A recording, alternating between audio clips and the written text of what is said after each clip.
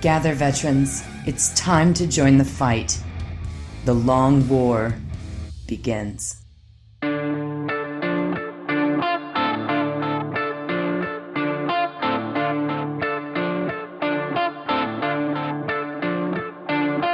This is The Long War. I'm Robbie B, and joining me once again are my partners in crime, Kenny Boucher, Stephen Ford, and Mike Haspel.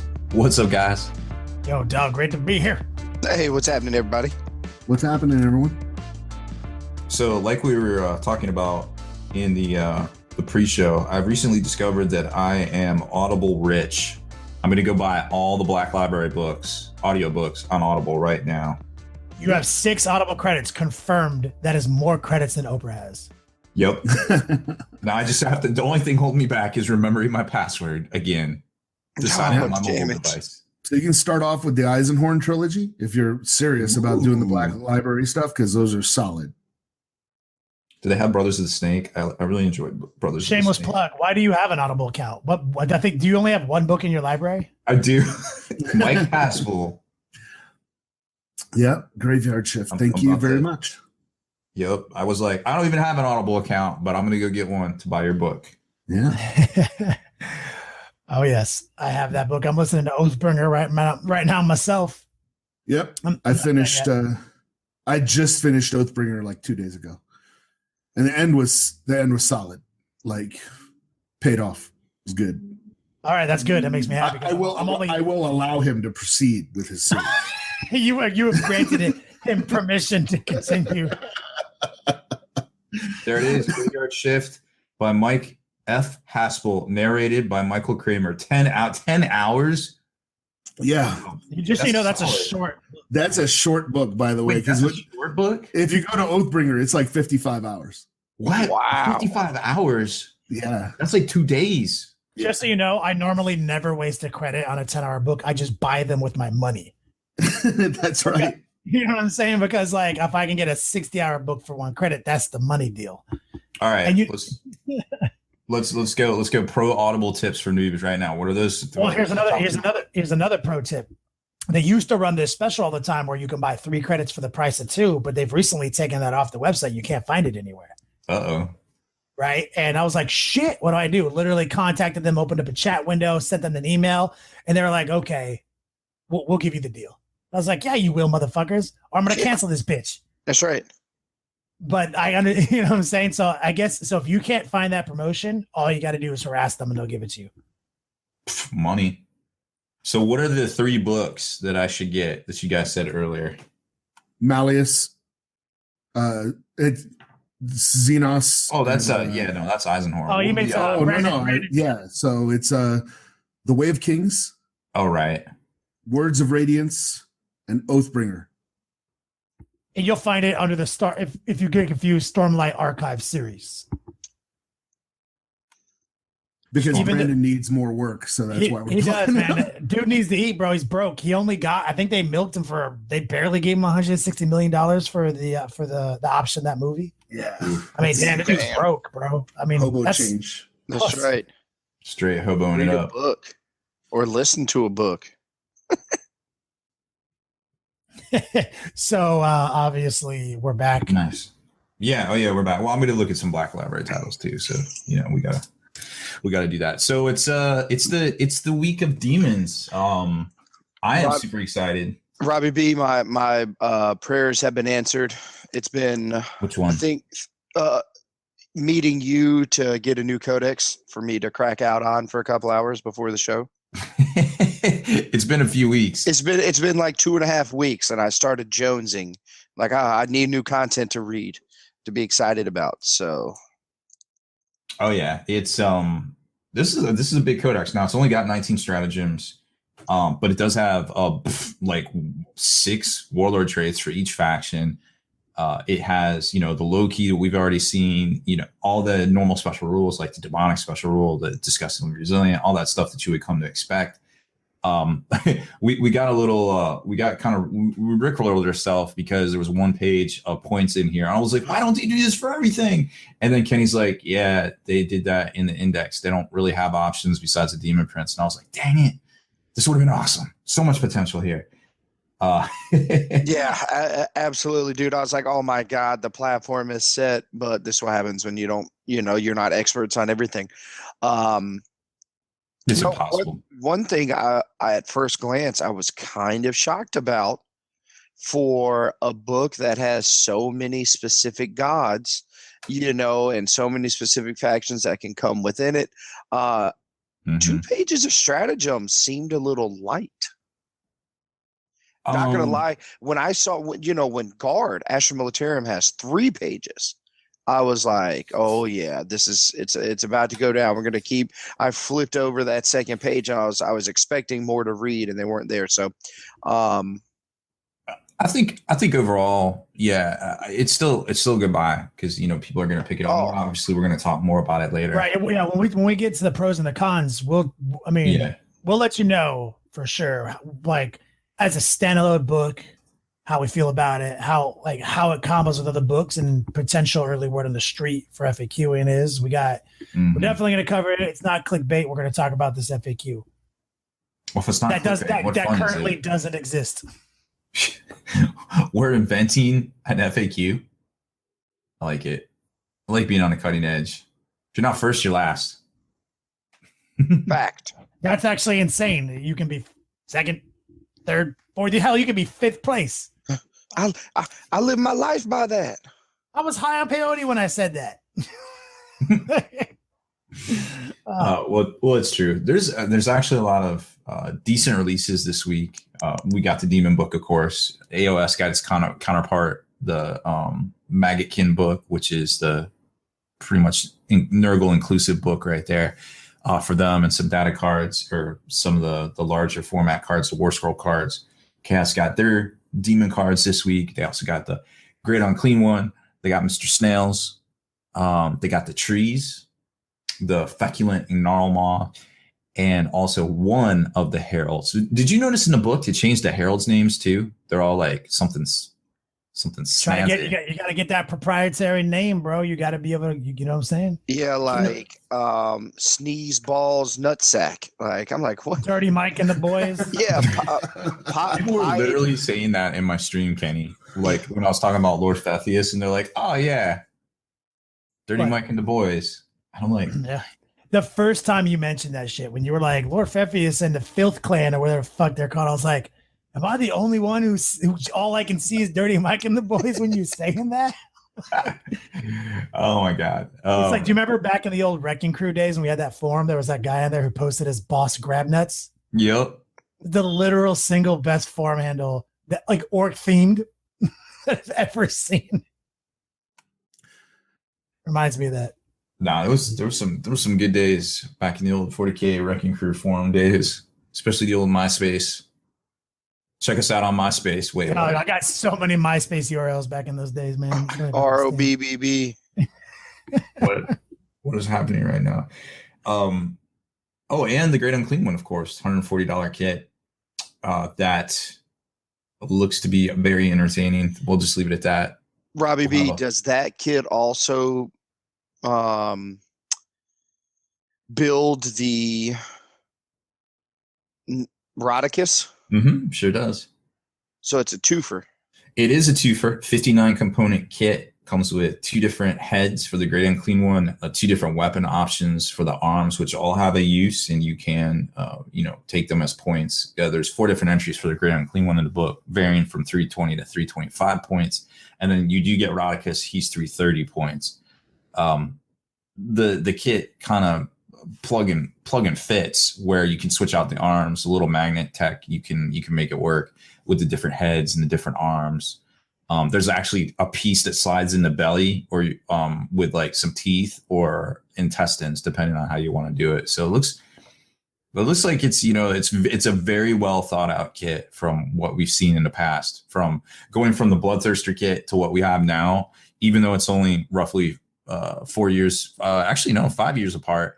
That 5 years is a very long 5 years as far as development and quality go. So old rusty bastard, I like that. Wasn't that one of our Watang clan dudes? That was one of your Watang clan guys. Yeah. I missed those guys. The Waltz. We had Inspector Mech. Yeah. Inspector Mech. We had Ray Kwan, Old Rusty Bastard, Godface Killer. I like We had all the Watson clan ain't nothing to fuck with. And I got to reset the clock here just on behalf of resetting the clock. You said like 5 years is a long time. When was the last Sisters big release? 2003. Wait, 2003? Clock reset. Technically, 2017, we got Plastic Sisters. It was only 3 of them. Oh, Celestine. Yeah. Mm. Sadness.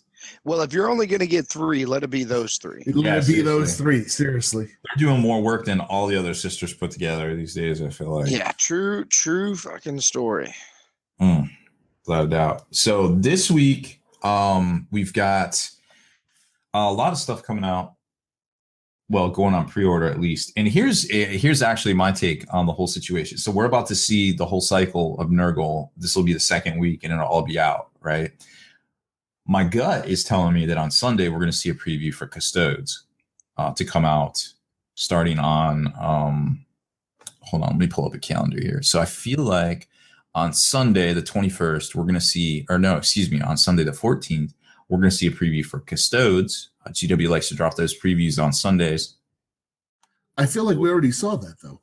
No, like with the actual, full-on painted shots with the white background. Yeah. Okay, yeah. No, we saw like the trailer. Yeah, we saw. Yeah, but we don't know what any of that stuff is except for the HQ choice. Yeah, true. So that would probably start to go on pre-order. I would guess the 20th. To start, go on pre-order the 20th, start to be delivered the 27th and the 3rd of February. Because I'm sure that'll be enough for 2 waves. Because we've already seen 1, 2, 3 plastic kits plus the HQ plus a book. So at least 1, 2, 3, 4, 5, at least 5 different units right off the bat, assuming there isn't a plastic transport that they didn't show or something like that. But I feel like they showed everything at the open day. So look for some previews. I would say on Sunday. I would also say we're going to see some sort of update to the Demons, if not this Sunday, next Sunday, the 21st, to kind of bring them in line with things. So that's kind of on the news front, I would imagine. Again, this is just my gut talking, and my gut distinctly gluten-free, so it tends to make it makes mistakes from every now and then. It's not dialed in. It's like the magic 8 ball. That's what my gut is.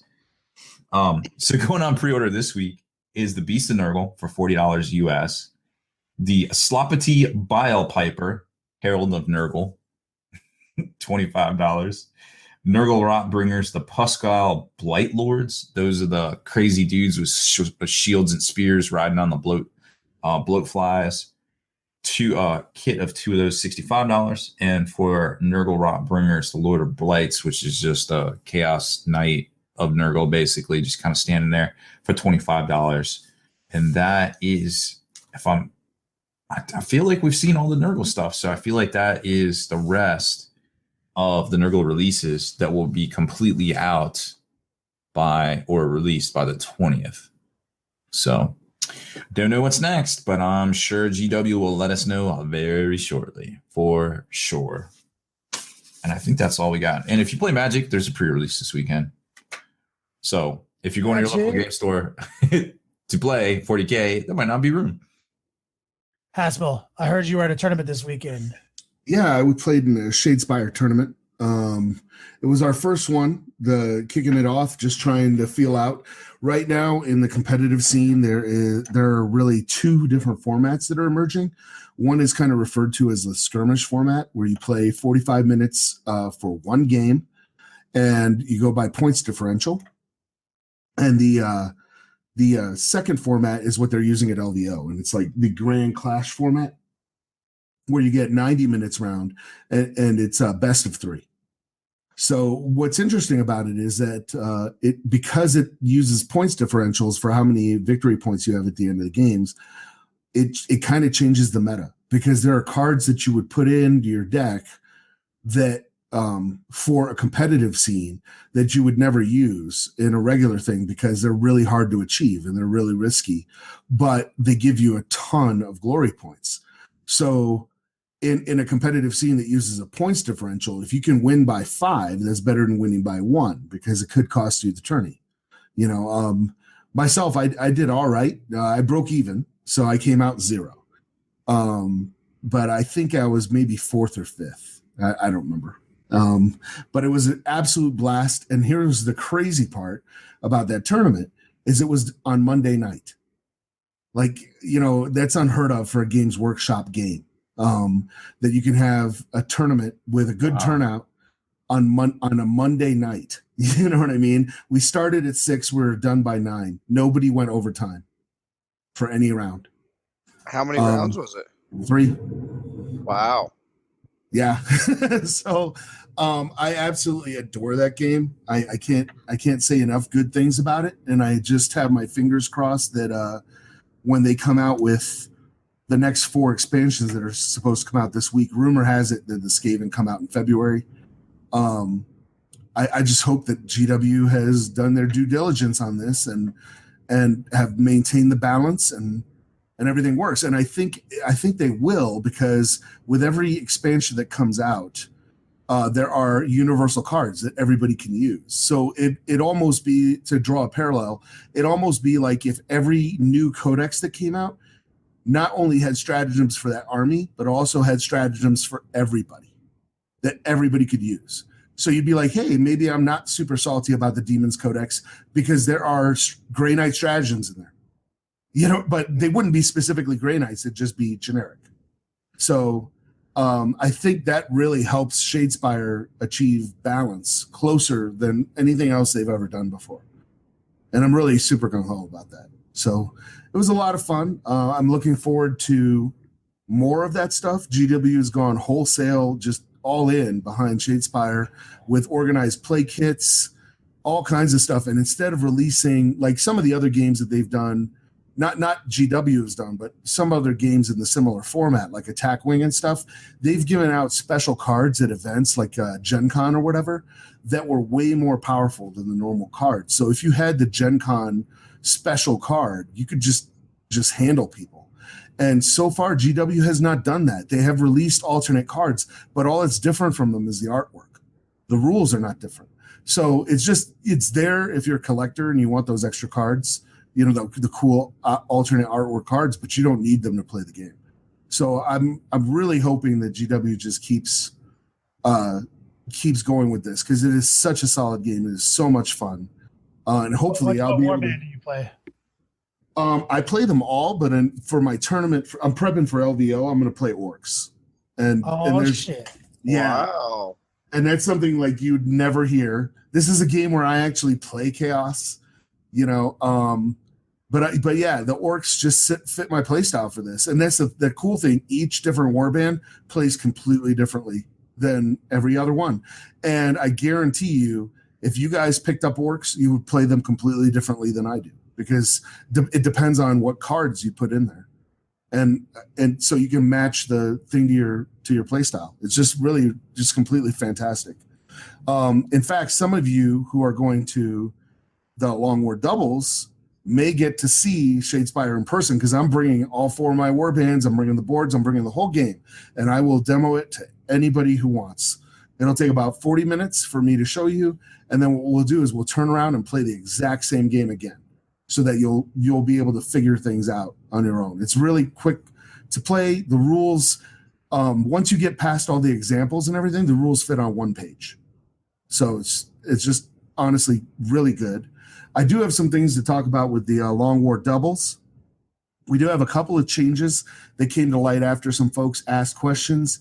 They considering the warlords, your team has to choose a warlord before the tournament starts. So at the start of the tournament, you get to choose your warlord, and that is your warlord throughout the tournament. And that is also the only that 1,000-point faction is the only faction that gets the relic, obviously, because if you don't have a warlord in the other 1,000 points, you cannot have a relic. So that was something that came up in a Q&A, and I think we said up to 2 detachments per 1,000 points. Detachments per 1,000 points, and that'll keep things, I think, grounded, so folks won't be. And we wanted to get that word out, before people got too deep.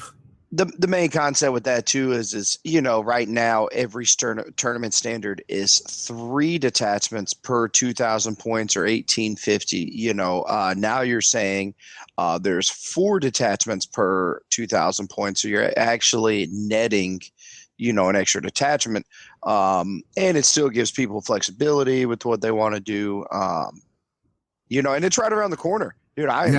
I don't know about you guys, but I am pumped. Can't wait to get to Southern California, hang out, chill with everybody. It's gonna be an amazing weekend. California. Yep. Yeah, dude, and not to hype it up too much, for anybody who can't go, but man, I am so pumped because it's like, in my opinion, one of my favoriteest things about Adepticon is chilling, running our event, drinking with people, hanging out, seeing. But it's like, it's all of that, just not the 7 days of strain that it puts on your body. There isn't the 5 games play before. There isn't, I need to save myself for the next 2 days of gaming coming up. There isn't, I need to paint 3,000 points in 2 months. Yeah, there's just, it's really, man, I feel like it's going to get all the best of all of us. So if you're in that room, it's going to be a good one. The biggest sell right here, guys, is that there's only about 13 tickets left. If you're listening to this podcast, you're local to Southern California, and this is the first time you're hearing about the doubles event, it's not too late to sign up. It's going to be in Temecula, SoCal Games and Comics. Definitely jump over to the Facebook group, the Long War Doubles. Get in on the action. And I do have one more thing to talk about for the tourney. The demons that we're going to talk about, the new Demons Codex, is not allowed for this tournament because we're a week out. So we're kind of we wanted to adhere to like that 30-day rule, but obviously I didn't get the draft packet out in time. So we're kind of going with like a 2-week rule, but the demons kind of get. It's just too new. It's too new. We're going to talk about some crazy shit that's probably going to get FAQ'd in the next fucking 48 hours. And then our tournament is going to be 72 hours after that, and it's like, you know what? We're going to go with the old school 30-day kind of policy, Yeah. Like it's too soon. It'll be fair to everybody. No doubt. Anyway, guys, let's do a commercial break and then let's talk about these fucking demons. These FAQing demons. ElrixHobbies.com is your exclusive portal to upgrading your hobby. When you sign up at thelongwar.net, you gain an instant promotional discount good for 10% off at Elrix Hobbies. ElrixHobbies.com. Dear veterans, quickly, make your way to thelongwar.net and find out how to reap your hard-earned spoils of this long war. For our allies at secretweaponsminiatures.com have rewarded us all with an extra 10% discount on all Secret Weapon Miniatures merchandise. So stock up, dear veterans, and enjoy.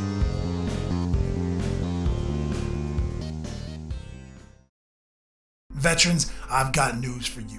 Get your best deals online at dicehead.com. Long War Vets, call or email for your best vet deals. That's dicehead.com.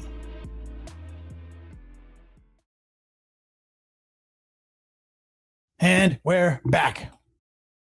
Denizens of the Warp. That's the controversy of the day.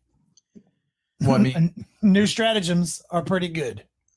Who doesn't want to deep strike their Mortarion or their Magnus or their Demon Engines, whatever? I mean, it's just kind of natural because setting stuff up to get shot off the board is no fun for anyone, right? Let's caveat this for anybody who's hearing about Denizens of the War for the first time. We talked about this last week.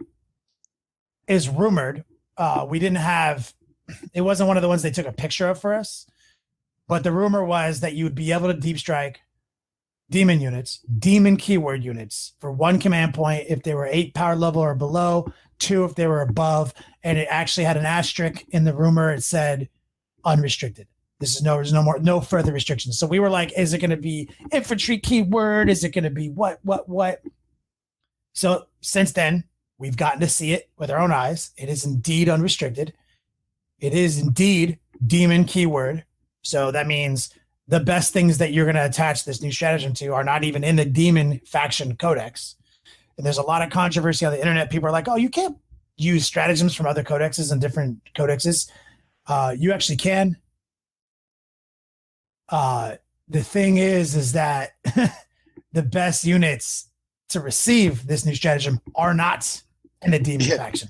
Yeah, they don't come from this said book, but they are still have the demon keyword. If it says a demon unit can use this, it doesn't matter where it came, whence it came from.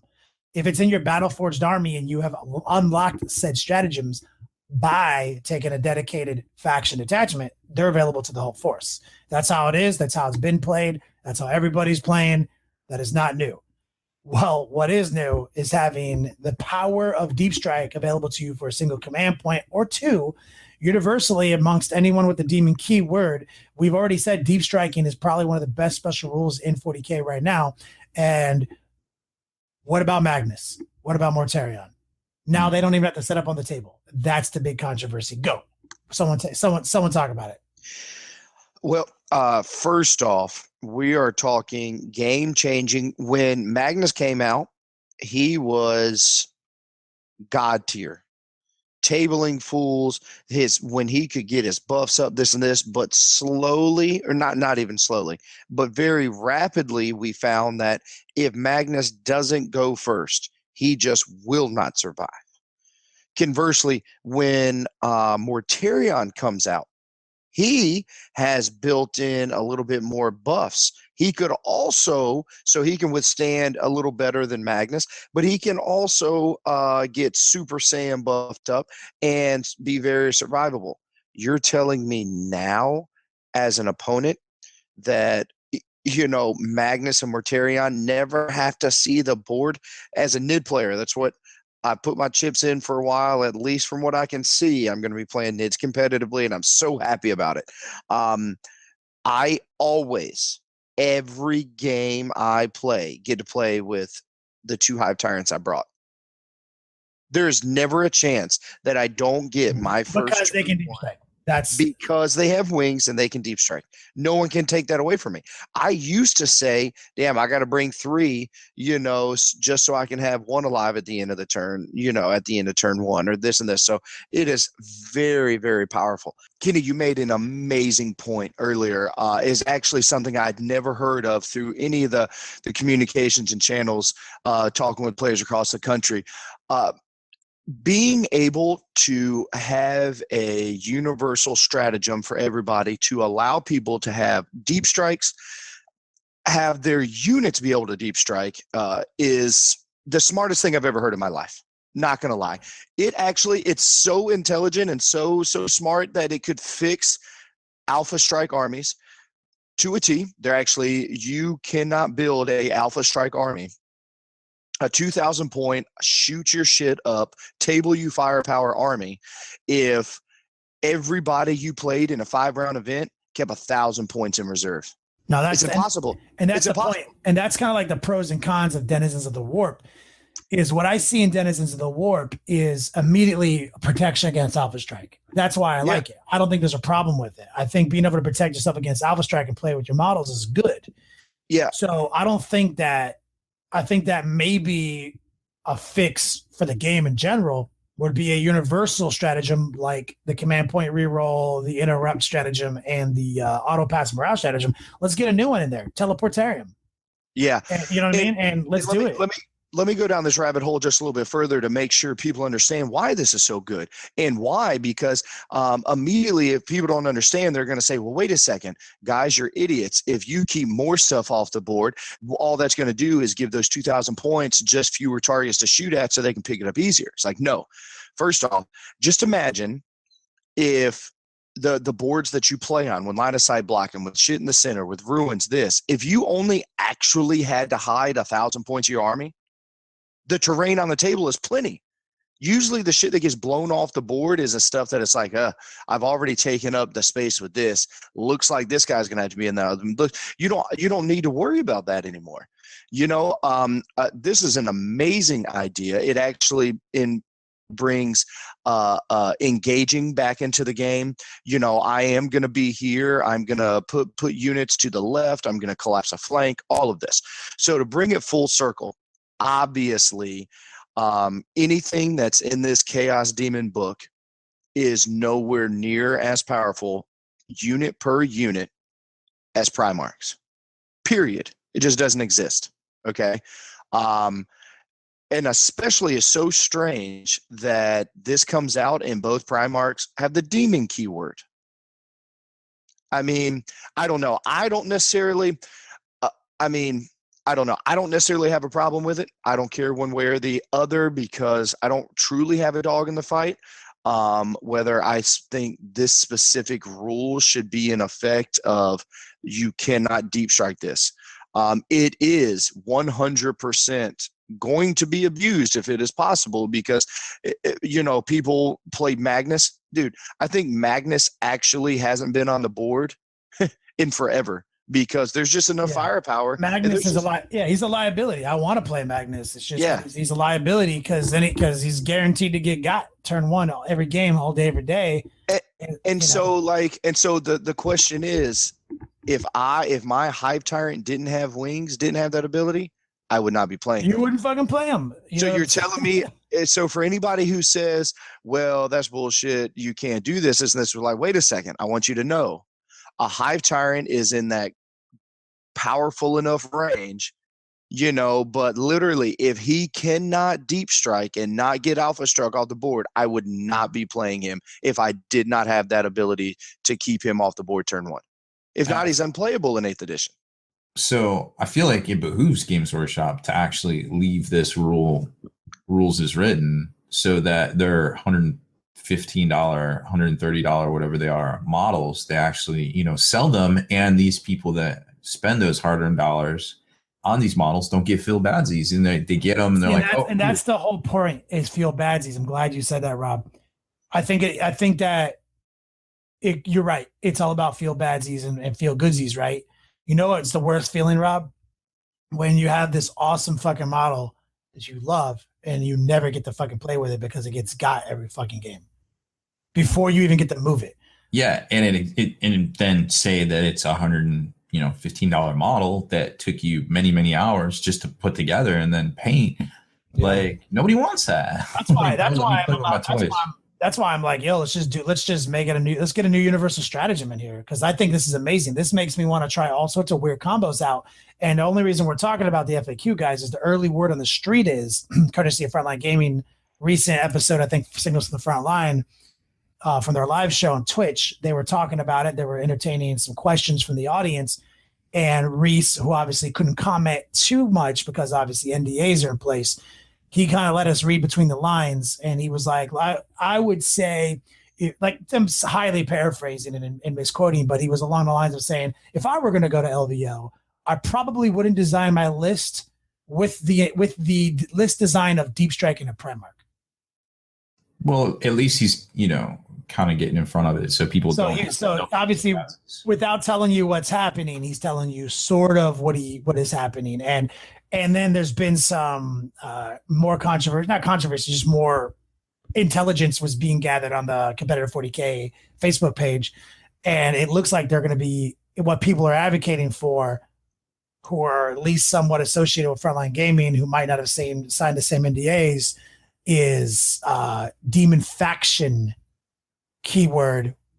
You will have to be that in order to use Demon Faction stratagems. I think that's a slippery slope. I do too. Not exactly rules as written, and once we start, like, I get it, things have changed. The game will never be the game of 8th edition. Will never be 8th edition. We're already too far gone. It's 6 months in between Games Workshop's constant updates and all the competitive stuff, which is fine. Whatever. That's what people want. That's what we get. But we need to have standards, bro. Like, we need to have a book that comes out and we all understand how books work, how keywords work, how detachments work. I was like, books, I'm not sure. So books, how do they work? Yeah, how do they work? Because if we start changing fundamental things about how the stratagem system works, how detachments work, how keywords work. See, that's why I'm actually don't believe this is the reality, because GW so far has been very eloquent with their FAQs. And they've done a lot of good work with as few words as possible, more times than they have in 8th edition. So Right. I don't think that they're. I think that they're. I don't think they're going to do this demon faction thing, because I think that that's a very unelegant FAQ. Because what that takes is this brand new hot demon release and turns it into a very meh release. If every hot new stratagem in this book is only available to every unit within this book, and there's no combo potential in a historical combo-based game, an alliance between Chaos Space Marines and Chaos Demons, you turn it into a very meh release, and it's not really done that often. Well, to add to that, after Custodes, isn't Thousand Suns coming out? I mean, their whole deal is working with demons. That's their whole deal. That's their whole thing. I mean, demonic ritual is in the Chaos Space Marine Codex. I mean, like, it's literally been their deal. Chaos Demons entered 40K as a unit in the Chaos Codex, the Chaos Space Marine Codex. Like, that's how they entered our game system before they got their own codex. Like, it's so that's why I would be honestly a little surprised if GW's FAQ was that uneloquent, was that it's demon faction use only for all stratagems. Now, I could get behind Denizens of the Warp as demon faction only, because that's the real problem here. The other stratagems aren't a problem. It's Denizens of the Warp. The reason Denizens of the Warp is a fluffy stratagem for demons is because historically demons always deep strike, right? Mm-hmm. Since day one. Yeah, day fucking one. Yeah, even in 3rd edition, when you could bring them in off icons, or they take over somebody. In 4th edition and 5th edition, when they come out, you had to split your forces up, and they literally, the only way that they got on the board was via deep strike, and scattering and stuff. So historically, practically everything with the demon keyword in previous editions could deep strike. What I am told, I think the most elegant FAQ change is simply that. Denizens of the Warp, demon faction only. Boom. That's it. Got it. You don't put this crazy new precedent on the Demon Codex, making it because honestly, we talked about a lot of things in the webcast, guys, about other cool abilities, other cool units. But at the end of the day, demon units are pretty blah. Yeah, and I mean, I'm not. First off, I love this. I really like this book. I have to retract that because I don't want to sound like I'm just proverbial sucking dick just because a new book just come out. In all reality, this is like a C+, B+ book, compared to what we've been seeing. I think Blood Angels is, as a book, 10 times better than this book. But that doesn't mean demons. First off, demons, Nick Natavati has been kicking ass with demons. Kelsey Haley, people have been kicking ass with demons. They don't need any introductions. Like this is the Kenny, you have been slaughtering fools with demons. Like they are always going to be good. The best players in the country love demons.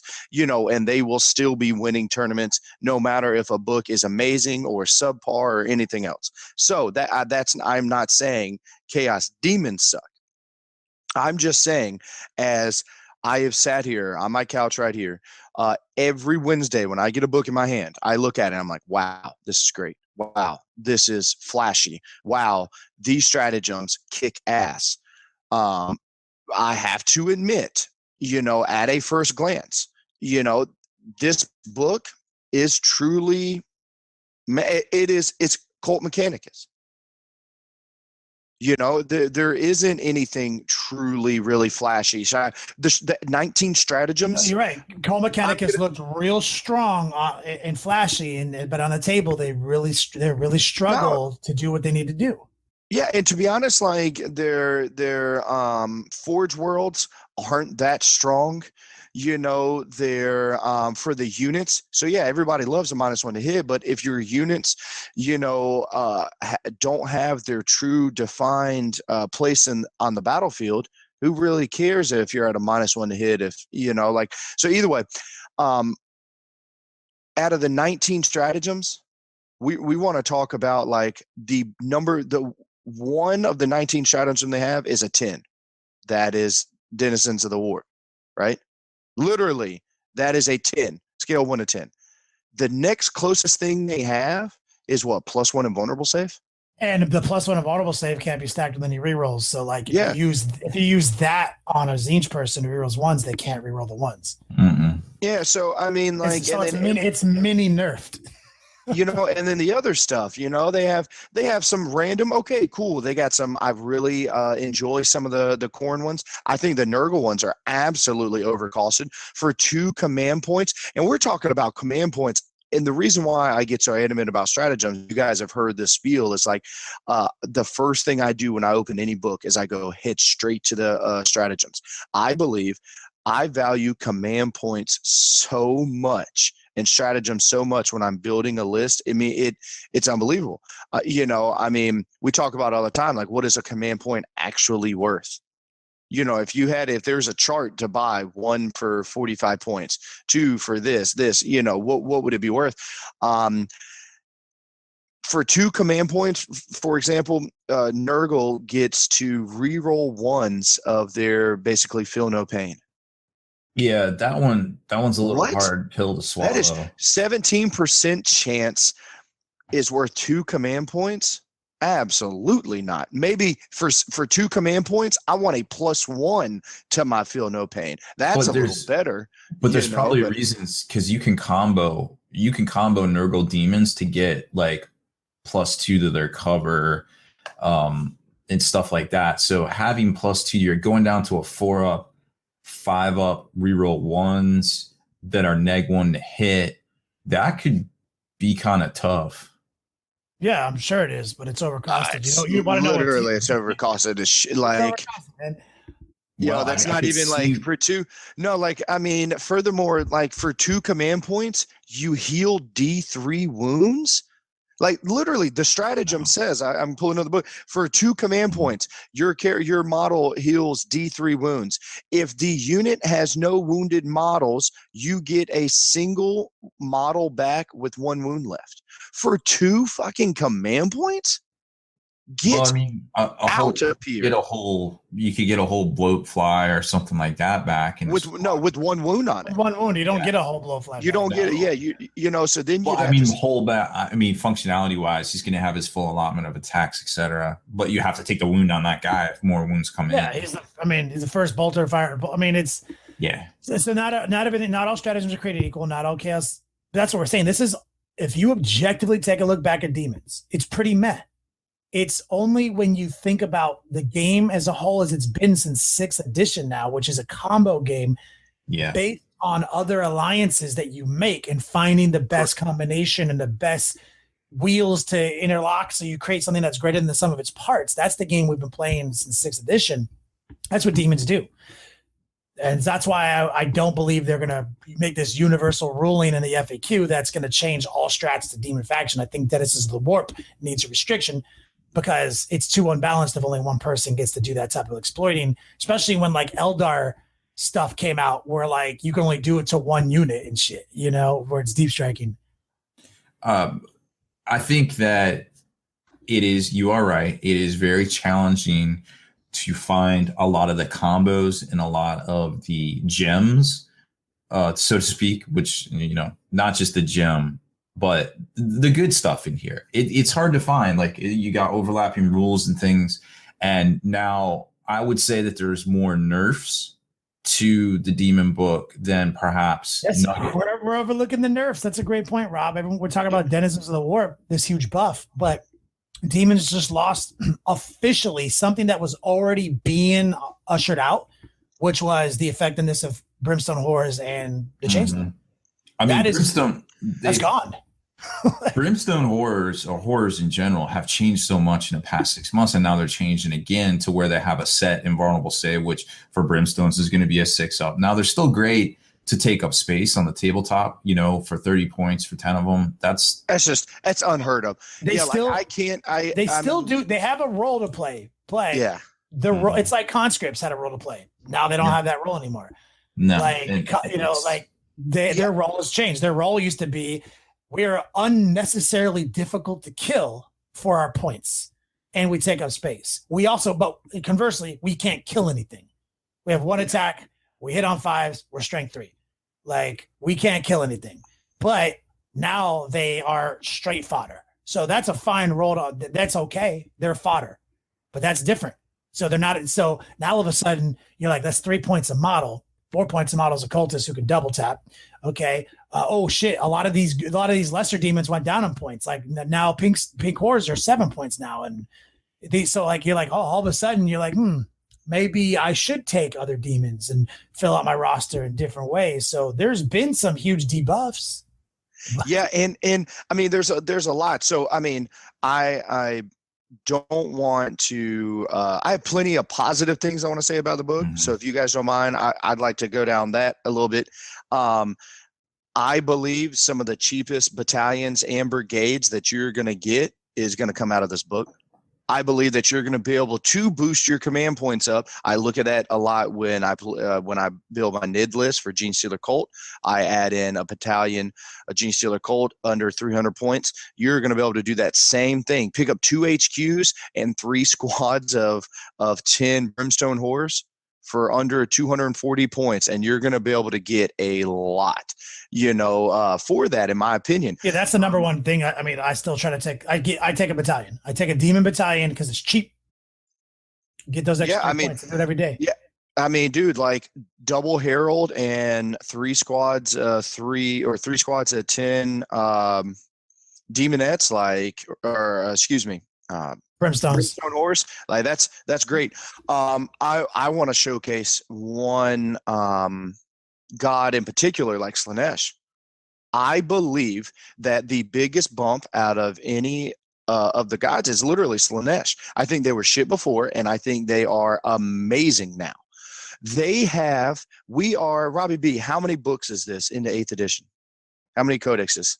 Do you know off the top of your head? Demons would be book 11. 11, and they're still coming out with cool rules that we haven't seen yet. How many times have rules come out and we're like, yep, that's the same thing as last book had? Well, Blood Angels had that, so Khorne better have it. Or, this and this. Literally, Fiends of Slaanesh have something that we haven't seen yet. You cannot fall back. Well, it's cool. Unless you have fly keyword. And not to counter you, but the Fiends' old universal special rule was specifically designed to stop you from doing hit and run. Their old rule changed your initiative so you couldn't hit and run. So it's good to see them get a version of that updated for the edition, the life and times of the game. Yeah, and you want to know what? It's great, but a easy case could be made that somebody in every other codex that has come out before that could have the same cool ass special ability. I mean, like I love the fact that we are still getting cool rules that come up. Slaanesh is attacking an entire another set of standards of minuses to hit. Yeah, what I would say is it's good to see them put units in unique enough roles that there's a reason to take them. And not just say, I'm going to take this Slaanesh army with all fiends. You're like, no, I'm going to take a unit of fiends for this purpose. I'm going to take a herald for this purpose. I'm going to take brimstones for this purpose. I love the concept of like, my demon army, everything has a purpose. Yeah. Maybe I have 20 bloodletters that they use denizens of the warp to deep strike in and use some reroll shenanigans. Like everything has a purpose, and they've done a good job in the book itself of creating purposes. I just don't know if these units are good enough at their tasks to matter without the support of Chaos Space Marines. Yeah, I mean, obviously, like, they'll still be around. They're not going anywhere. We're just going to say, do all the stratagems overlap, or do the psychic abilities overlap? We'll see. Another unit that I'm in love with is, I think somebody we should talk about is Be'lakor. Oh man, I'm a little disappointed in his but he's in his points raised, but he is good just in general. He can do.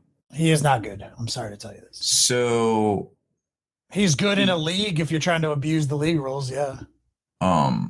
I mean, what league rules are there to abuse? There's rules, and you take what they tell you to take. I was just taking a shot at Rob because I already knew what he was going to say. No, that's fine. I mean, when you're playing a 750 point list and you have 100 point Demon Prince and 60 points left over, you're dumb to not take Be'lakor. Sorry. Like, what else am I supposed to spend 60 points on? But yeah, Be'lakor. So he can reroll his saves, which I think is kind of neat. He has a sword and a demonic talent that does really good damage in general. You can thin out hordes. He has the demonic sword and the demonic talents. He's good. And he has every hereticus power. Oh, well, now he has just the ones that don't affect Legion Astartes or Treasure Astartes or whatever. But the sword does, 9 to 12 wounds on toughness 7 things. It's pretty good. And you can thin out hordes with his talents. He's -1 to morale because he just has the super scary ability. He moves super quick, 14-inch range, Yeah, he's a character that can't be sniped. So I'm not going to lie. At first, I'm like, again, this is what so first off, for anybody who's like, oh, people with knee-jerk reactions. First off, that's what you do when a book comes out. Mm-hmm. Just take a stance, read something, and have an opinion. Or you don't, but this is just what we're doing, is opening a book, looking at it at first glance. And then guess what do? After a tournament, we have another entire podcast talking about how the tournament scene is and how good, what books are. Like, this is just topic of conversation. So for anybody who does truly get butt hurt when somebody makes, oh, well, why would somebody say this demon book is bad? Well, compared, the only thing we can do, because no one today, as of right now, with it being in my hands, has played a GT and beat for the last previous really good list that I know are good because I've been playing against them for the last couple of weeks. I can tell you in a vacuum, just observationally, right, that elements of current winning GT lists that have demons in them are not going to be played the same way going into the future. So a new combo will have to be discovered, and that combo is Denizens of the Warp, which consequently may be FAQ'd before we even get to the first GT. So it's really hard to say that this is going to be better than it was before. Yeah, and then put this in perspective. So I'm going around and I'm looking at it like Fate Weaver. Give me something here now, right? So we go from Kenny, you broke this down beautifully, but we go from Fate Weaver of old, which is amazing. Dude is Big Dick Bandit himself. He is keeping your army alive. He's giving you rerolls. He's manipulating the Warstorm table. Dude is a G, right? He can cast psychic powers that do D. He can do strength 10 lines. Mr. Fate Weaver, excuse me. Yeah. So, he's doing all this stuff, right? But right now, why would I even take him for 370 points? Please, someone explain this to me. For 370 points, he does know 3 psychic ability, or he can cast 3 psychic abilities. He can also deny 3. So I'm with both of those. Those are good. And then if he is full wounds, he gets +2 to cast. Okay. But besides that, he's 16 wounds, 7 to 7. With a 4-up and vulnerable. He's dead. Yeah. What is so much better of him than Magnus? Magnus is a Tyrannosaurus compared to this guy, and he's only 90 points more. And Magnus dies the first turn every game. Yeah, so my thing is Magnus is the new Fate Weaver of old. Mortarion is the best of all great unclean ones that a Nurgle guy has ever had. So why would they not want to play him in both? Because nothing in this book touches either one of those Primarchs. And as they should. And again, so this is a counterpoint to this. For anybody who says, well, Gilliman's the best Primarch. The Saint is not a Primarch. And she's in everybody's list. You know what I mean? And she's only 200 points. So, there is ways to create things. So, I mean, I'm just stating facts, But are you? Yeah, I am. I love corn. I believe corn has gotten amazing. You love corn. That is a fact. It's sure my weakness. I bloodthirsters that can do double the amount of attacks to finally deal with hordes. My God. Right. When was the last time you were excited about a bloodthirster, right? When they were at D-axes that they never got to use. Yeah. Do you know how many times someone is like, oh, I got a couple D-thirsters and I'm going to spawn D-thirsters. I was like, all right, word. I always have 10 dudes to lock you down in combat. So you never get to hurt me. Until Kelsey brought 88 of them in that game against me at a Death. Did you hear that Kelsey Haley was running 3 Fire Raptors and Gilliman? 4 Fire Raptors and Gilliman? Yeah. What else was in his army? 4 Elysian troop company commanders. To drop around and try to get objectives? Yeah, Wow. drop down and issue run on themselves so they move like, where they need to go. How did he not win the event? He got tabled by Sean Naden in the last round. He was about to win the event. Yeah, and again, Sean Naden pulls out a standard Sean Naden list where you kind of don't know what the shit it does until he's doing it to you. until he has 37 lictors in his army and you lost the game. Yeah, like, yeah. What the literal fuck are you doing? Yeah, what the fuck? Yeah, his list is like 1,000 points in random Eldar ICs, and like the Incarn obviously is good, and Maganraz obviously good, and a bunch of characters, and just a bunch of units that look underwhelming. But Sean Naden is a lyrical genius when it comes to 40K, and so when it comes to freestyle battling you in the tabletop, that's it. And yeah. You want to talk about like Aliatok Rangers that are -2 to hit and are in line of sight blocking terrain, and with the new IC rules saying that it doesn't matter that your Fire Raptor is 3 inches away from my independent character who is out in the open. Yep. And you could destroy him. You want to recognize who knows how to maximize those rules? Exactly. But your Fire Raptor is 2.9 inches away from my shit in line of sight blocking terrain, so you can't touch me. You're literally the saddest Fire Raptor of all times. So yeah, no. Kelsey Haley earned it though. He deserved it. Oh, absolutely, absolutely. But so this is what happens when you go to tournaments and stuff like this, is where, you play to the missions. ITC missions are getting gamed by the East Coast so hard right now, it's not even funny. The top, I think 6 of the top players that are ranked in ITC are all from the East Coast, or excuse me, 5 of the top 6, and they are gaming it hard now. The Beast Coast? Yeah. These guys are literally taking, in my opinion, like if you look at Sean's list, it is actually it's a trash list, but underneath it is an amazing list. It looks like a hobo trash fire on paper. It does. And if you play if he takes that at someone's house and you play under normal rules or other rule sets, zero chance of winning. But it is a 10 out of 10 list underneath certain rule sets, just like Lichtershame. So building a list isn't just building a list; it's tailoring a list to the tournament structure that you're going to be at. And that's mainly what we talk about here, and that's why these FAQs. That's who they mainly going to affect. Yeah, I mean they're literally working the game to play the format that is introduced to them, and that's why I've always said for all these past years that it's very slippery slopes when you come out with these air quotes special rulings on things, because you create these false vacuums, you create these like divergent like streams of meta that leads to the game being so clunky and cumbersome over time and things like that with all this. In a perfect world, anyone from any part of the world can meet up and play a game of 40K, but that's just not how it works. No, everyone plays a different game.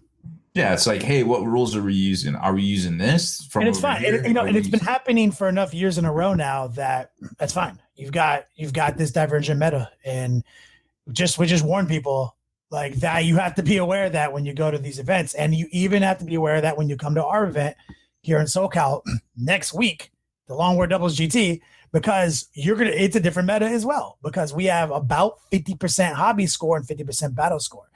So you need to game that. You need to game your painting scores, all your hobby scores, and your victories.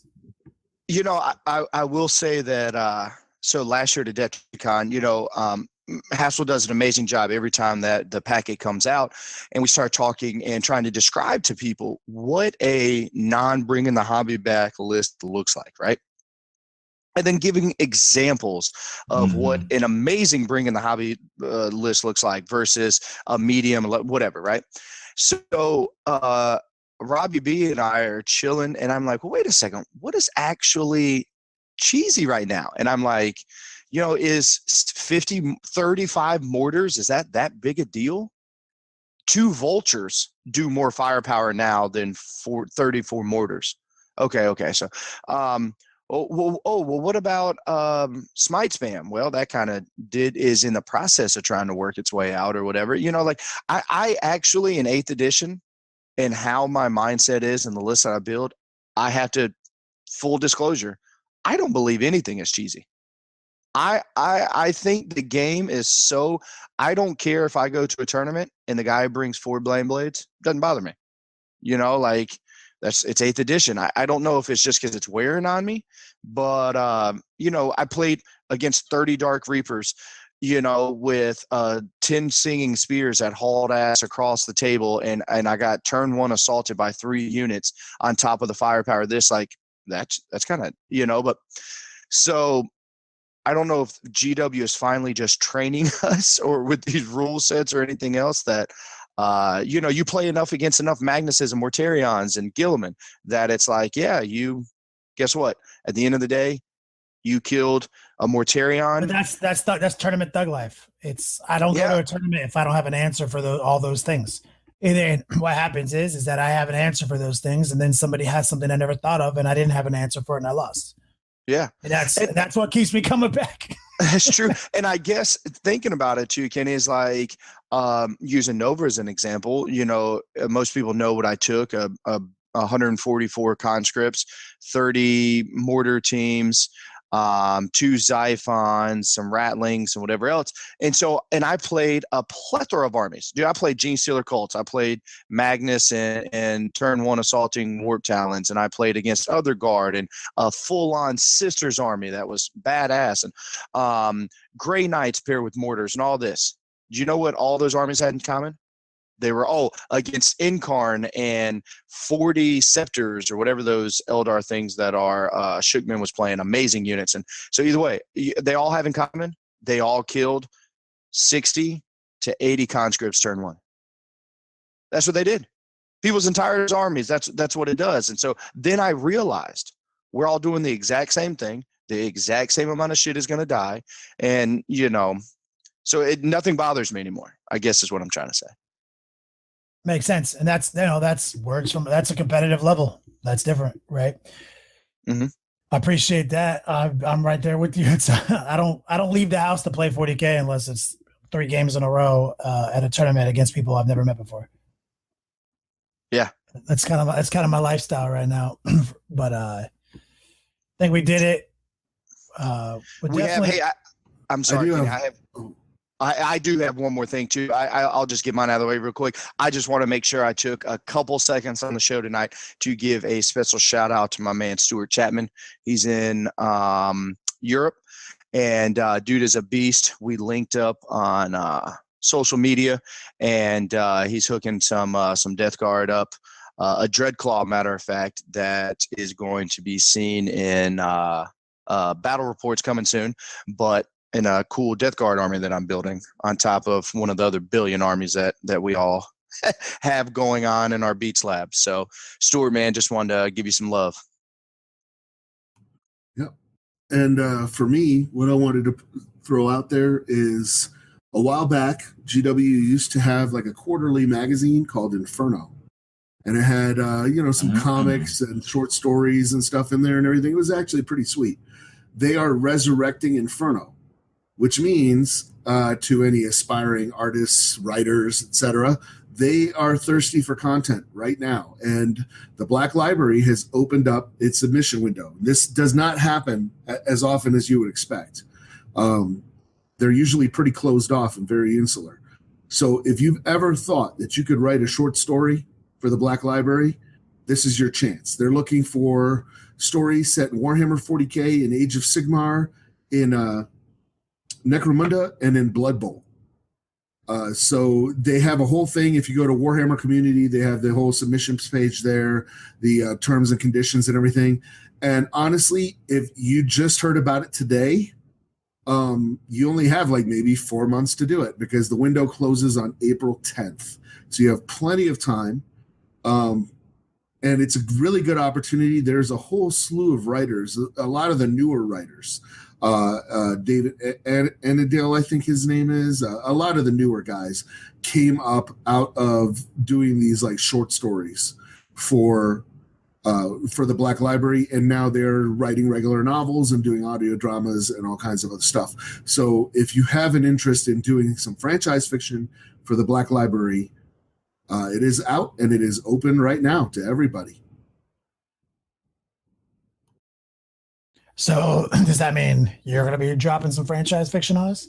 I am probably going to be dropping 2 stories a week until they either accept me or the window closes. And do those submissions, do they own those? Yeah. So we can't release them later for ourselves? And it's probably nothing that you've ever publicly released before, right? So it has to be fresh. Well, yeah, and they're not. Here's the cool thing, right? Is in the past, I have not personally submitted to them because they would require an entire story. So you would write a whole short story, but it would be set in their IP, which means you can't sell that story anywhere else. You know, they own it.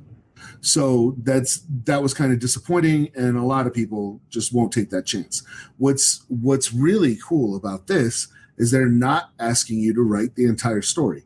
They're asking for basically a paragraph synopsis of your story, and then like a 500-word example out of the story.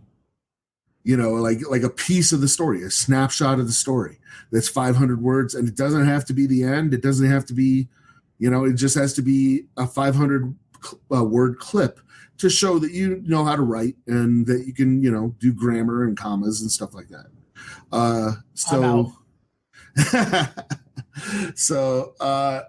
I feel like, and I'm not joking when I say I'm probably going to submit 2 stories a week, because this has been it's a bucket list thing of mine, you know. So I checked off a lot of bucket list things in last year. So 2018, I'm like, okay, well, this is happening now. And Black Library, if you're listening, you know how to stop me sending submissions. Call the police in Colorado? No, give him a job. I like my answer better. He's not going to stop. Safety's off, rounds already chambered, silver hollow points filled with garlic. You aim for the head or the heart. Anything else? It's your ass.